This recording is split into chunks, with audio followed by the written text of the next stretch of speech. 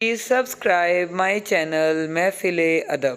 خیال بیان ہو کر بھی بیان نہیں ہوتا، سمندر سے 10 دریا نکال لیے جائیں تو بھی وہ جوں کا توں ہے۔ اگر اس میں 10 دریا شامل کر دیے جائیں تو بھی وہ جوں کا توں ہی رہتا ہے۔ یہ صرف احساس کی بات ہے، تسلیم کی بات ہے، ورنہ کہاں قطرہ اور کہاں کلزم۔ قطرے کا وجود عطائے کلزم ہے اور کلزم کا وجود ماورائے قطرہ ہے۔ منصف اپنے مضامین کو اپنی تخلیق سمجھتا ہے، وہ سمجھتا ہے کہ وہ خود ہی اپنی تصنیف کا خالق ہے۔ دراصل خیال کا خالق وہی ہے جو انسان کا خالق ہے۔ خیال جب چاہے جہاں سے چاہے نمودار ہو جائے، جس زبان سے چاہے بیان ہو جائے، جس قلم سے چاہے رقم ہو جائے۔